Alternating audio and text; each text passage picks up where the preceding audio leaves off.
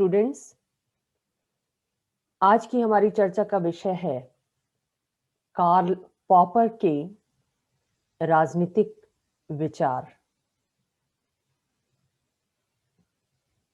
Popper एक ऑस्ट्रियाई British दार्शनिक हैं, एक शिक्षाविद हैं। ऐसे दार्शनिक और ऐसे शिक्षाविद जो अपनी आलोचनात्मक दृष्टि के लिए जाने जाते हैं। हालांकि पॉपर मूलतः एक प्रकृति वैज्ञानिक हैं और राजनीति उनकी रुचि का विषय नहीं है, जैसा कि स्वयं उन्होंने अपनी आत्मकथा में स्वीकार किया है।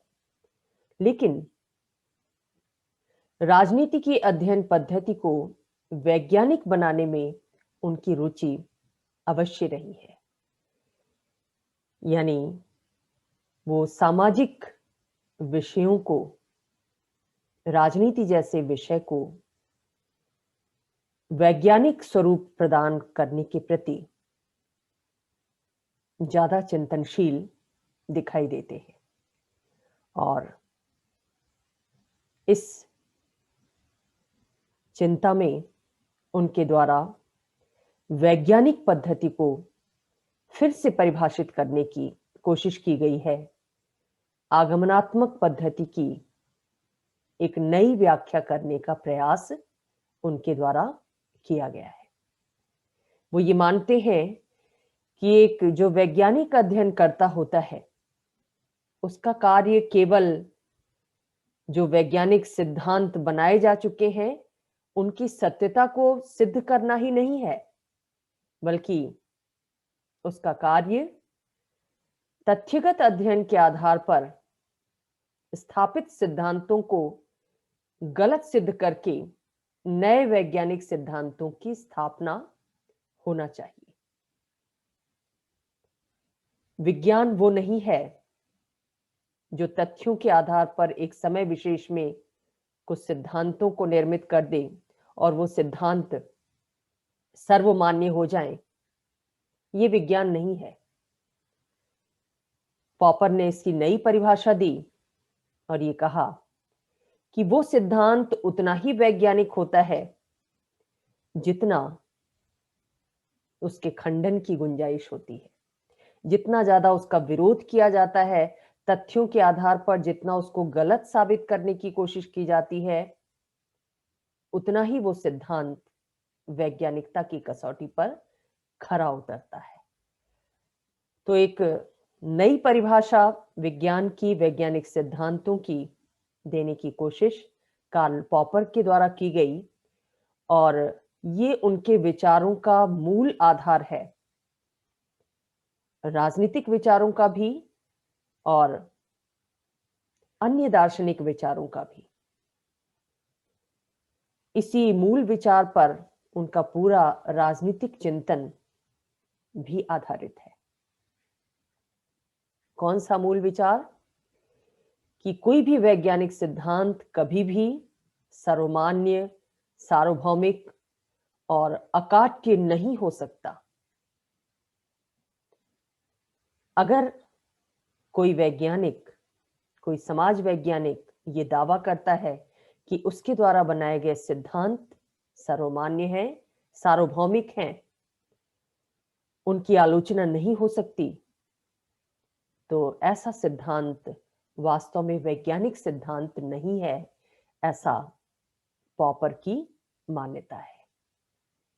बल्कि वो सिद्धांत ज्यादा वैज्ञानिक है जिसके खंडन की गुंजाइश जितनी ज्यादा होती है।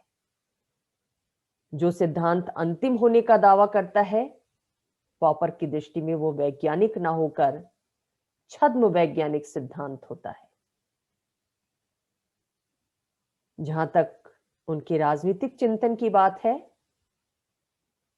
उनका राजनीतिक चिंतन मुख्य रूप से केंद्रित है सर्वाधिकारवादी राजनीतिक व्यवस्था की आलोचना पर, जिसे वो बंद समाज का नाम देते हैं। नाना आधारों पर उन्होंने इस सर्वाधिकारवादी तानाशाही व्यवस्था की आलोचना की है, जिसको हम आगे देखेंगे। और दूसरी बात यह है कि कार्ल पॉपर की छवि एक राजनीतिक दार्शनिक के रूप में एक ऐसे उदारवादी प्रजातंत्रवादी विचारक की है जिनके विचारों में पुनर्जागरण काल की तार्किकता और आधुनिक मानववाद दोनों का समन्वय मिलता है। पॉपर ने प्रजातांत्रिक समाज की उसके खुलेपन के कारण, ओपननेस के कारण उसकी प्रशंसा की है। ओपन सोसाइटी का नाम दिया है उन्होंने। तो एक तरफ सर्वाधिकारवादी व्यवस्था की आलोचना की गई है और दूसरी तरफ प्रजातांत्रिक समाज की उसके खुलेपन के कारण पॉपर ने प्रशंसा की है। तो उनके राजनीतिक विचार इन दो मुख्य विचारों के इर्द गिर्द घूमते हैं। इन दो मुख्य विचारों को केंद्र में रखकर राजनीतिक विचारों का ताना बाना पॉपर के द्वारा बुना गया है। हालांकि मूलतः वो राजनीतिक दार्शनिक नहीं है, उस तरह के दार्शनिक नहीं है जिस तरह के प्लेटो और अरस्तु है। समसामयिक समय में हम देखते हैं कि Friedrich Hayek, Friedman, George Sorel जैसे विचारकों पर कार्ल पॉपर के विचारों का व्यापक प्रभाव है। इससे पहले कि हम पॉपर के राजनीतिक चिंतन के विषय में जानें, कैसे उन्होंने आलोचना की है सर्वाधिकारवादी व्यवस्था की, उसका विश्लेषण करें, उससे पहले उनके जीवन और व्यक्तित्व के विषय में जान लेना उपयोगी होगा, क्योंकि ये वो व्यक्तित्व ही होता है जिसका बहुत ज्यादा प्रभाव व्यक्ति के कृतित्व पर होता है, उसकी रचनाओं पर होता है। तो कार्ल पॉपर का व्यक्तित्व कैसा था, जीवन की परिस्थितियां क्या थीं, इसको हम देखेंगे। तो पॉपर का जन्म 1902 में वियना के एक मध्यम वर्गीय परिवार में हुआ था और उनके जो पितामह थे वो एक यहूदी थे। लेकिन समय के साथ साथ हम सब ये जानते हैं सांस्कृतिक सात्मीकरण होता है, एक संस्कृति का दूसरी संस्कृति में विलय होता है, एक संस्कृति दूसरी संस्कृति को अपनाती है।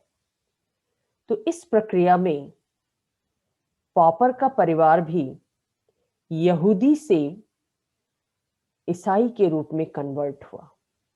कैसे ईसाई के रूप में? प्रोटेस्टेंट ईसाई धर्मावलंबी के रूप में उनके परिवार का रूपांतरण हुआ। यहूदी परिवार से प्रोटेस्टेंट धर्म का अनुयायी बन गया कार्ल पॉपर का परिवार। उनके पिता एक बैरिस्टर थे और वियना में इस पॉपर परिवार ने स्वयं को स्थापित किया और उसके बाद हम देखते हैं कि पॉपर का परिवार तेजी के साथ सामाजिक प्रतिष्ठा को प्राप्त करने में सफल रहा। वियना की एक बड़ी लॉ कंपनी जो वियना के उदारवादी मेयर रायमंड गैब्रियल द्वारा संचालित थी, उसमें पॉपर के पिता भागीदार बने। अच्छा एस्टेब्लिशमेंट हुआ पॉपर परिवार का। पॉपर के चाचा भी एक बड़े दार्शनिक थे और 16 वर्ष की उम्र में ही पॉपर ने स्कूल छोड़ दिया था, लेकिन पॉपर को बुद्धिजीवियों का जो माहौल था वो उनके घर में उपलब्ध हुआ, वो विरासत में मिला था उन्हें। युवावस्था में पॉपर मार्क्सवाद के प्रति आकर्षित हुए। मार्क्सवादी विचारधारा बहुतों के आकर्षण का केंद्र रही है और पॉपर भी इससे अछूते नहीं रह सके थे। युवावस्था में वो भी मार्क्सवादी विचारधारा से आकृष्ट हुए और इस विचारधारा को अपनाने वाली social democratic workers party of Austria इसके सदस्य बने।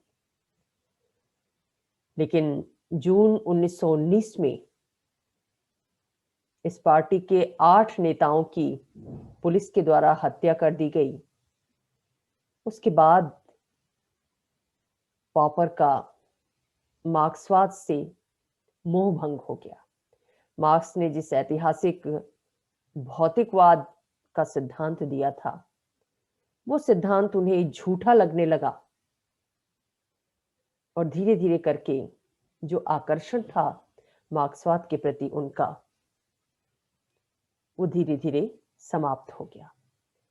और एक स्थिति ऐसी आई जब पॉपर ने मार्क्सवादी समाजवाद को एक छद्म वैज्ञानिक सिद्धांत मान लिया, इस विचारधारा का त्याग कर दिया और पूरे जीवन एक सामाजिक उदारवादी बने रहे। तो मार्क्सवाद से उदारवाद की तरफ कार्ल पॉपर का रुझान हुआ अपने जीवन काल में।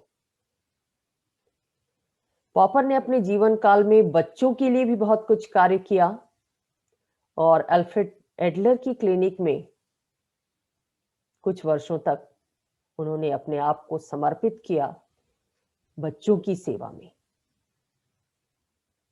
बहुत सारे आयाम थे उनके व्यक्तित्व के, उनके जीवन के, उनमें से एक आयाम ये भी था। कई वर्षों तक गेस्ट स्टूडेंट के रूप में उन्होंने पढ़ाई की और 1922 में जाकर उन्होंने वियना यूनिवर्सिटी में एक साधारण छात्र के रूप में प्रवेश लिया। प्रवेश लेने के बाद वहां उन्होंने दर्शन और मनोविज्ञान के क्षेत्र में अध्ययन कार्य किया। 1928 में मनोविज्ञान में ही उन्होंने पीएचडी की उपाधि प्राप्त की और उसके बाद माध्यमिक स्कूल में गणित और भौतिक विज्ञान के प्राध्यापक के रूप में भी कार्य किया। 1930 में वहीं पर अपने सहकर्मी अन्ना हेनिंगर से विवाह भी किया। पॉपर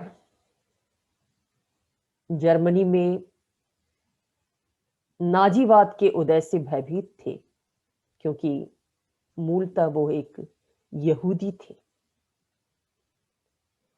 और इस भय ने उन्हें प्रेरित किया कि वो अपने रात के समय का प्रयोग अध्ययन कार्य में लगाएं, स्वयं को एक बुद्धिजीवी के रूप में स्थापित करें। तो रात्रि के समय का प्रयोग उन्होंने अपनी पहली पुस्तक the 2 fundamental problems of the theory of knowledge इसके लेखन में किया और इसका लेखन करने के बाद, उसके प्रकाशन के बाद उन्हें आशा थी कि शैक्षणिक जगत में स्थान मिल सकेगा उन्हें। और ये स्थान प्राप्त करना उस समय उनके लिए इसलिए जरूरी हो गया था क्योंकि उस समय जो यहूदी लोग थे वो अपने आप को एक सुरक्षित परिवेश के अंदर स्थापित करने के लिए इस कार्य को करना चाहते थे। यहूदी लोगों के लिए सुरक्षित परिवेश की स्थापना का ये एक माध्यम था कि वो अपने आप को शैक्षणिक जगत में स्थापित करें। तो इसीलिए पॉपर ने भी इस दिशा में प्रयास किया और अपनी पहली पुस्तक लिखी। हालांकि ये पुस्तक प्रयास के बावजूद प्रकाशित नहीं हो पाई और 1935 में वो अध्ययन अवकाश लेकर ग्रेट ब्रिटेन चले गए। 37 में ब्रिटेन के बाद वो न्यूजीलैंड गए और वहां पर कैंटरबरी यूनिवर्सिटी में, वहां के कॉलेज में दर्शन के व्याख्याता बने।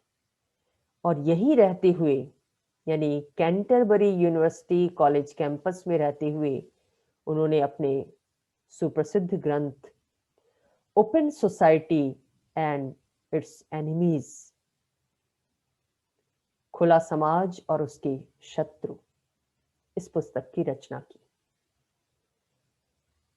अपने जीवन काल में उन्होंने द्वितीय विश्व युद्ध को भी देखा और इस युद्ध के बाद लंदन स्कूल ऑफ इकोनॉमिक्स में उन्होंने रीडर के पद को सुशोभित किया।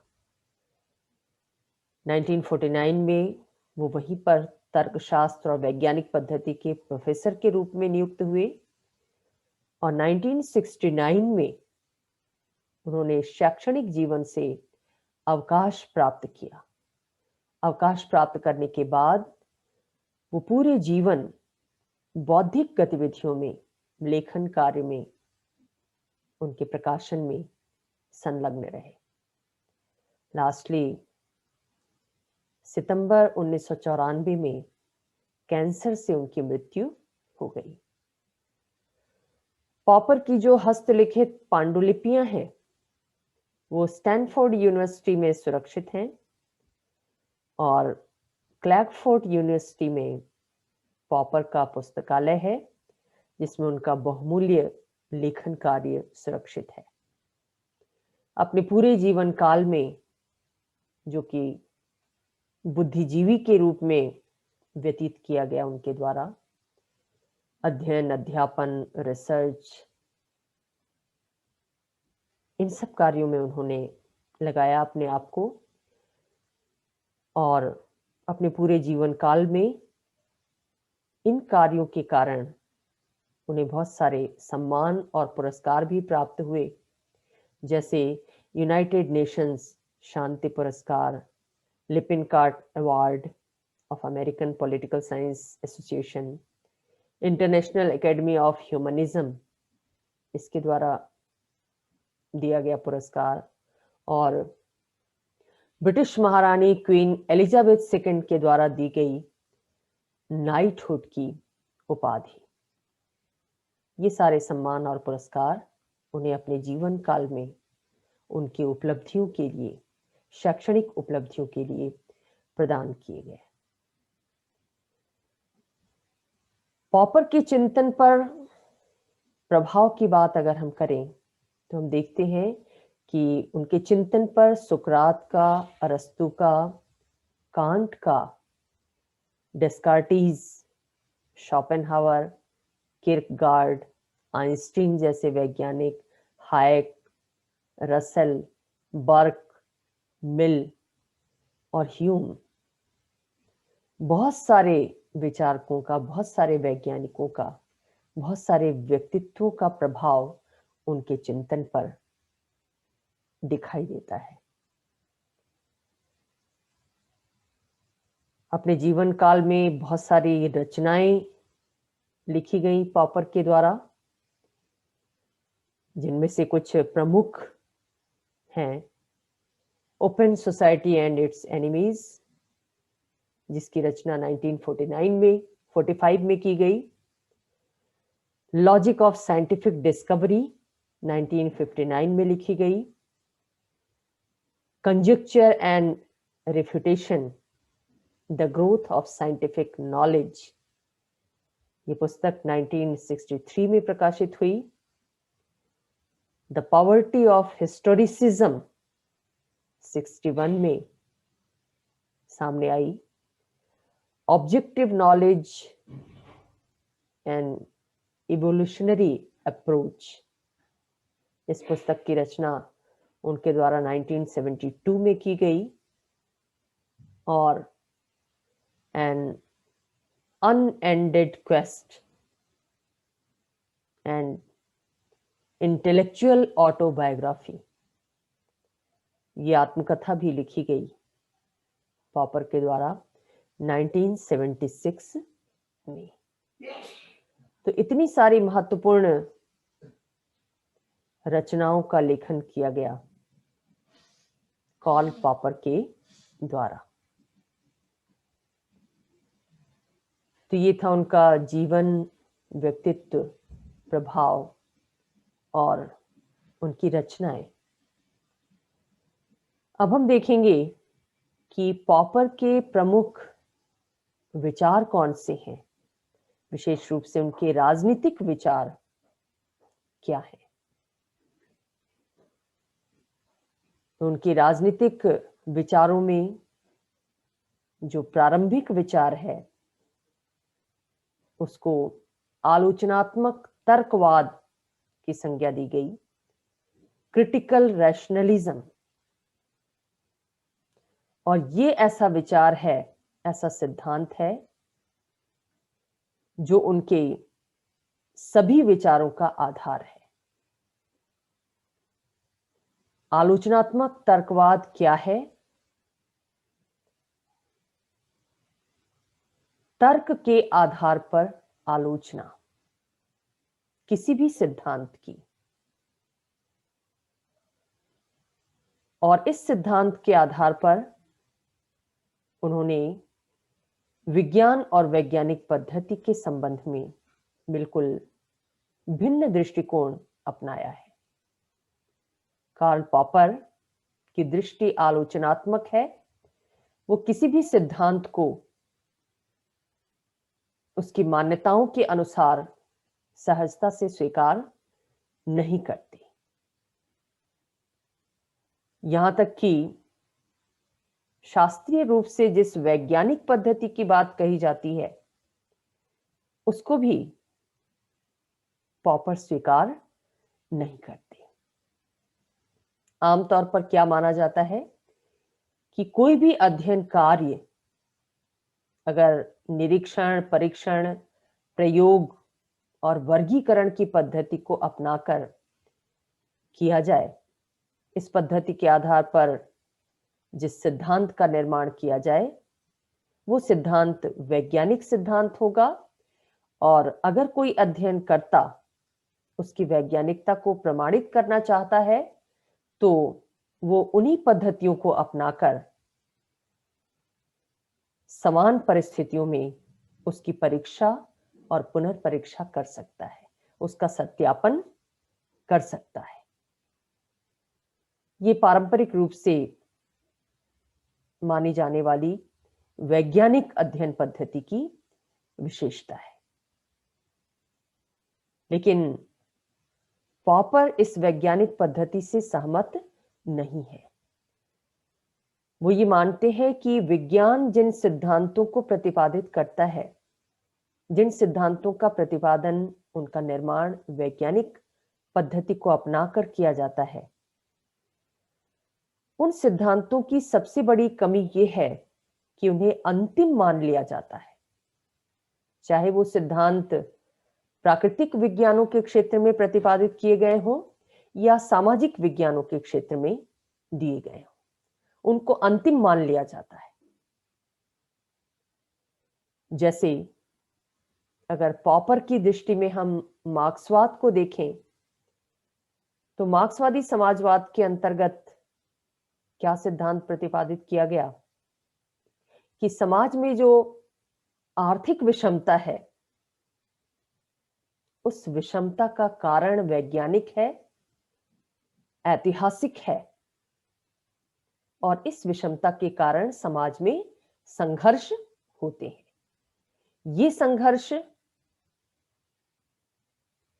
पूंजीवादी व्यवस्था में अपने चरम रूप में पहुंच जाते हैं और इस संघर्ष को दूर किया जा सकता है केवल क्रांतिकारी तरीके से। जो समाज का शोषित वर्ग है, साधनहीन वर्ग है, उसमें वर्गीय चेतना लाकर उनको संगठित करके इस शोषण को समाप्त करके एक न्यायपूर्ण, समतापूर्ण समाज की, राजनीतिक व्यवस्था की स्थापना की जा सकती है। हालांकि शास्त्रीय मार्क्सवाद के अंतर्गत राज्य के तिरोहित हो जाने की बात कही गई है कि साम्यवादी समाज में राज्य अपने आप समाप्त हो जाएगा, क्योंकि राज्य हमेशा साधन संपन्न लोगों का साथ देने वाली संस्था है। इस संस्था के माध्यम से समाज के जो संपन्न वर्ग के लोग हैं, पूंजीपति हैं, वो इसके माध्यम से मजदूरों का, साधनहीन लोगों का शोषण करते हैं। तो अगर समतापूर्ण समाज स्थापित करना है तो इस शोषणकारी संस्था का अंत होगा और होना चाहिए। तो ये जो सिद्धांत मार्क्सवाद के अंतर्गत दिया गया, उस सिद्धांत को पॉपर अंतिम नहीं मानते, क्योंकि वो ये कहते हैं कि हर वैज्ञानिक सिद्धांत में उसको काटे जाने की, उसका विरोध करने की गुंजाइश हमेशा बनी रहती है, और ये गुंजाइश ही उसे वैज्ञानिक बनाती है। पॉपर ये कहते हैं कि वैज्ञानिक सिद्धांतकारों का दोष क्या है कि वो अपने सिद्धांत को अंतिम मान लेते हैं, सर्वस्वीकार्य मान लेते हैं। मार्क्सवाद के साथ भी ऐसा ही हुआ। जब दुनिया के विभिन्न देशों की परिस्थितियों ने मार्क्सवादी सिद्धांतों को झुठलाना शुरू कर दिया। कैसे? कि मार्क्स ने कहा था कि क्रांति हमेशा औद्योगिक देश में होगी, जहां पूंजीवाद अपने चरम रूप में पहुंचा होगा, वहां पर होगी। लेकिन व्यवहार में एशिया अफ्रीका के देशों में जब साम्यवादी क्रांतियां की गईं, तो मार्क्सवाद को प्रासंगिक बनाने के लिए उसके साथ दल का सिद्धांत जोड़ दिया गया कि मजदूरों में वर्ग चेतना लाने के लिए साम्यवादी दल का गठन जरूरी है, जैसा कि लेनिन के द्वारा प्रतिपादित किया गया। या फिर सर्वहारा वर्ग की जो धारणा न्यू लेफ्टिस्ट के द्वारा दी गई, नवीन वामपंथियों के द्वारा दी गई, वो भी मार्क्सवाद को किसी न किसी रूप में जस्टिफाइड बनाने के लिए थी, न्याय संगत ठहराने के लिए थी। क्योंकि मार्क्स ने सर्वहारा वर्ग में केवल मजदूरों को शामिल किया था। जब चाइना में क्रांति हुई तो चाइना ना तो औद्योगिक देश था और न ही वो क्रांति मजदूरों के द्वारा की गई, बल्कि उस क्रांति में कृषक भी शामिल थे, युवा भी शामिल थे, छात्र भी शामिल थे। ऐसी स्थिति में सर्वहारा वर्ग की एक नई परिभाषा गढ़ी गई, सम्मिलित सर्वहारा वर्ग का निर्माण किया गया। और ये सारे प्रयास मार्क्सवाद को सही सिद्ध करने की कोशिश में किए गए, क्योंकि मार्क्स के जो स्थापित सिद्धांत थे वो गलत साबित हो रहे थे। चाइना में कृषि अर्थव्यवस्था थी, औद्योगिक अर्थव्यवस्था नहीं थी, तब भी वहां क्रांति हुई, जबकि मार्क्स का ये मानना था कि केवल औद्योगिक देशों में ही ऐसी क्रांति संभव है। तो इन्हीं सब उदाहरणों के आधार पर पॉपर ये मानते हैं कि जितने भी वैज्ञानिक सिद्धांत सामाजिक विज्ञानों के क्षेत्र में बनाए गए या प्राकृतिक विज्ञानों के क्षेत्र में बनाए गए, उनकी कमी ये रही कि उनको आलोचना की कसौटी पर कसने की कोशिश नहीं की गई। उन सिद्धांतों को सर्वमान्य, सार्वभौमिक, सर्वस्वीकार्य मान लिया गया। यहीं से विज्ञान की अवनति प्रारंभ हो गई, ऐसा पॉपर मानते हैं। और पॉपर ने आइंस्टीन जैसे वैज्ञानिक को इसलिए सम्मान दिया क्योंकि स्वयं आइंस्टीन ने जिन वैज्ञानिक सिद्धांतों का निर्माण किया, उनके विषय में ये कहा कि वो सिद्धांत अंतिम नहीं है, आगे आने वाले समय में नई खोज के माध्यम से, नए तथ्यों के माध्यम से उनको गलत साबित किया जा सकता है। स्वयं आइंस्टीन ने पहले के जो सिद्धांत प्रतिपादित किए गए थे प्राकृतिक विज्ञान के क्षेत्र में, खासतौर से न्यूटन के जो सिद्धांत थे, उन सिद्धांतों को तथ्यों के आधार पर गलत सिद्ध किया था। आइंस्टीन इस प्रवृत्ति को आगे जारी रखना चाहते थे, इसीलिए उन्होंने जो सिद्धांत दिए, सापेक्षता का सिद्धांत दिया, उस सिद्धांत को अंतिम नहीं माना। और हम आज ये अनुभव करते हैं कि प्राकृतिक विज्ञानों के क्षेत्र में भी जो सिद्धांत स्थापित हैं, इवन मेडिकल साइंस के फील्ड में भी जो सुस्थापित सिद्धांत थे, उनको जैसे जैसे नई रिसर्च हुई है, नया शोध हुआ है, नए अनुभव प्राप्त हुए हैं, नए तथ्यों का संकलन किया गया है, वैसे वैसे उन सिद्धांतों को झुठलाते हुए, उनका विरोध करते हुए, उनके स्थान पर नए, सुधरे और विकसित सिद्धांतों का निर्माण किया गया। ये जो एक सिद्धांत को गलत साबित कर नया सिद्धांत स्थापित करने की प्रक्रिया है, पॉपर इसी को वास्तविक वैज्ञानिक प्रक्रिया और वास्तविक वैज्ञानिक पद्धति का नाम देते हैं। उनकी मान्यता है कि जिस सिद्धांत में जितना अधिक उसका विरोध किए जाने की संभावना होती है, वो उतना ही अधिक वैज्ञानिक होता है, और जिस सिद्धांत को अंतिम मान लिया जाता है, वो छद्म वैज्ञानिक सिद्धांत होता है। इसलिए पॉपर की ये मान्यता है कि सामाजिक विज्ञानों के क्षेत्र में भी सिद्धांतकारों को, दार्शनिकों को आलोचनात्मक प्रवृत्ति को प्रोत्साहित करना चाहिए, और कोई भी जो सिद्धांत बनाया गया है, तर्क के आधार पर उसके सभी पहलुओं को व्याख्यायित करने की कोशिश की जानी चाहिए। ये कोशिश करनी चाहिए कि कैसे उस सिद्धांत की मान्यताओं का विरोध किया जाए, उसको खंडित किया जाए, उसको गलत साबित किया जाए।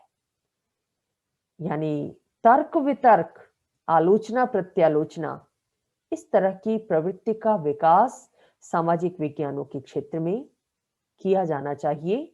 ऐसी प्रवृत्ति ही इस विषय को, यानी सामाजिक विषयों को, राजनीति जैसे विषय को विज्ञान बना सकती है, उसमें वैज्ञानिक सिद्धांतों के निर्माण को प्रोत्साहित कर सकती है। तो ये था पॉपर का आलोचनात्मक तर्कवाद, जिसमें उन्होंने हर सिद्धांत को, चाहे वो प्राकृतिक विज्ञान का सिद्धांत हो या सामाजिक विज्ञान का सिद्धांत हो, उसको आलोचना की कसौटी पर, तर्क की कसौटी पर कसने की सलाह दी है। चाहे वो डार्विन का विकासवाद हो या सर्वाधिकारवादी व्यवस्था का बंद समाज, बंद राजनीतिक व्यवस्था, सभी आलोचना के योग्य हैं, सभी में आलोचना की गुंजाइश है, और इस आलोचना की गुंजाइश को प्रोत्साहित किया जाना चाहिए, इसे दबाना नहीं चाहिए। तो इस तरह से पॉपर ने नए दृष्टिकोण से विज्ञान और वैज्ञानिक पद्धति को परिभाषित किया, और इस परिभाषा के माध्यम से विज्ञान और राजनीति को एकीकृत दृष्टि प्रदान की कि प्राकृतिक विज्ञानों में जैसे वैज्ञानिक अध्ययन हो सकते हैं, वैसे राजनीति के क्षेत्र में भी वैज्ञानिक सिद्धांतों का निर्माण किया जा सकता है, इस आलोचनात्मक प्रवृत्ति को, तर्कवाद की प्रवृत्ति को प्रोत्साहित करके। तो ये पहला राजनीतिक विचार था कार्ल पॉपर का, जो उनके सभी राजनीतिक विचारों का आधार है। दूसरा विचार पॉपर ने सर्वाधिकारवादी व्यवस्था की आलोचना के रूप में दिया। पॉपर की दृष्टि शुरू से लेकर अंत तक आलोचनात्मक रही है और इसी आलोचनात्मक तर्कवाद के आधार पर जो सर्वाधिकारवादी व्यवस्था है उसकी आलोचना भी पॉपर ने की है। आपने जाना है कि हन्ना आरेंट ने भी सर्वाधिकारवादी व्यवस्था की आलोचना की है, लेकिन उनकी आलोचना के आधार अलग हैं और पॉपर द्वारा की गई आलोचना के आधार अलग है। दोनों में जो समानता है वो ये है कि दोनों ही मूलतः यहूदी थे और दोनों को नाजीवाद और फासीवाद जैसी निरंकुश सर्वाधिकारवादी व्यवस्थाओं का प्रत्यक्ष अनुभव था। सर्वाधिकारवादी व्यवस्था जो शासन सत्ता के केंद्रीकरण में विश्वास रखती है, एक नेतृत्व में विश्वास रखती है, आदेश देने में विश्वास रखती है और नागरिकों के अधिकारों और उनकी स्वतंत्रताओं की कोई परवाह नहीं करती। तो नाजीवाद और फासीवाद के अंतर्गत अनुभव किया गया था इन विचारकों के द्वारा कि कैसे लोगों के अधिकारों और स्वतंत्रताओं को कुचला जा रहा है। लोग खुले समाज का लाभ नहीं उठा पा रहे हैं। सर्वाधिकारवादी समाज एक बंद समाज के रूप में सामने आ रहा है, क्लोज्ड सोसाइटी बन गई है सर्वाधिकारवादी व्यवस्था के कारण। अपनी जो महत्वपूर्ण कृतियां थी, पॉवर्टी ऑफ हिस्टोरिसिज्म और open society and its enemies, इन दो कृतियों में पॉपर ने सर्वाधिकारवादी व्यवस्था की बड़े व्यवस्थित ढंग से आलोचना की है, बड़े तार्किक ढंग से आलोचना की है और न केवल आलोचना की है बल्कि विस्तार पूर्वक उसके ऐतिहासिक विकास को भी समझाया है कि कैसे ये बंद समाज, ये सर्वाधिकारवादी व्यवस्था, ये निरंकुश व्यवस्था कब और कैसे सामने आई, कैसे इसका विकास हुआ और कैसे वो आधुनिक युग में भी दिखाई देती है फासीवाद और नाजीवाद के रूप में। इस व्यवस्था की क्या खासियत है, इन सब पर बहुत विस्तार से चर्चा की गई है कार्ल पॉपर के द्वारा अपनी इन दो कृतियों में। पॉपर ये मानते हैं कि जो सर्वाधिकारवादी व्यवस्था है, निरंकुश व्यवस्था है, जिसमें राज्य के हाथ में सारी सत्ता, सारे अधिकार निहित हैं, ऐसी व्यवस्था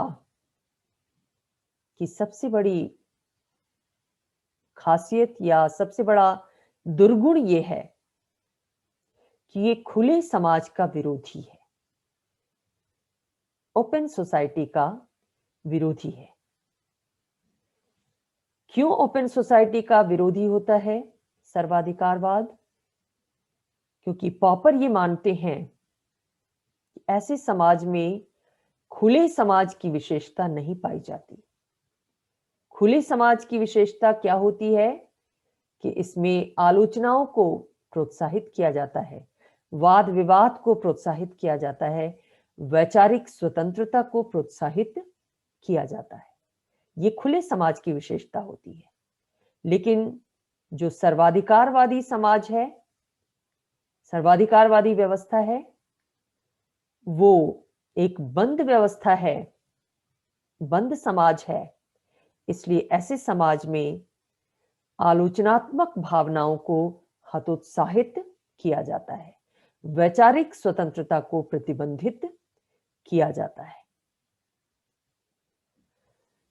पॉपर ये तर्क देते हैं कि अगर किसी विषय पर समाज के लोगों को, राज्य के नागरिकों को मुक्त भाव से विचार करने को प्रोत्साहित किया जाता है, विश्लेषण करने को प्रोत्साहित किया जाता है, विभिन्न विषयों पर प्रश्न उठाने की छूट दी जाती है,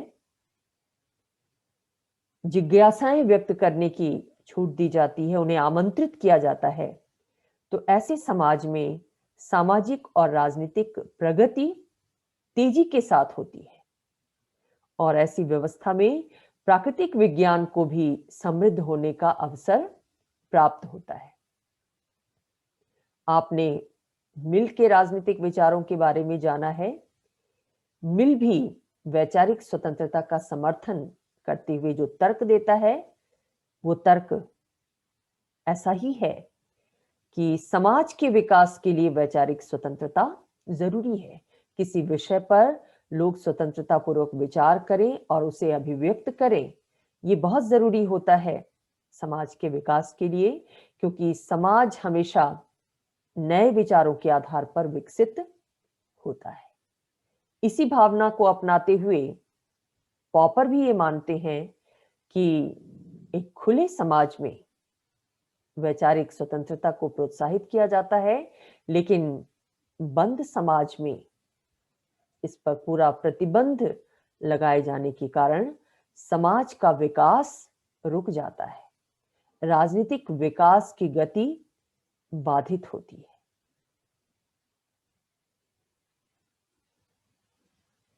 इस सर्वाधिकारवादी व्यवस्था के इतिहास का विश्लेषण करते हुए कार्ल पॉपर ने यह बताया कि ये जो सर्वाधिकारवादी व्यवस्था फांसीवाद और नाजीवाद के रूप में 20वीं शताब्दी में दिखाई दे रही है, ये कोई अनूठी विचारधारा नहीं है, बल्कि इस विचारधारा की जड़ें प्राचीन हैं और उतनी ही प्राचीन है जितनी स्वयं मानव सभ्यता। Open society and its enemies में पॉपर सर्वाधिकारवादी व्यवस्था की जड़ें प्राचीन यूनान में ढूंढते हैं। वो कहते हैं प्राचीन यूनान में ही हम सर्वाधिकारवाद के बीज देखते हैं, खासतौर से प्लेटो के चिंतन में। प्लेटो को पॉपर ने कहा कि ये खुले समाज का शत्रु है, प्लेटो जैसा विचारक।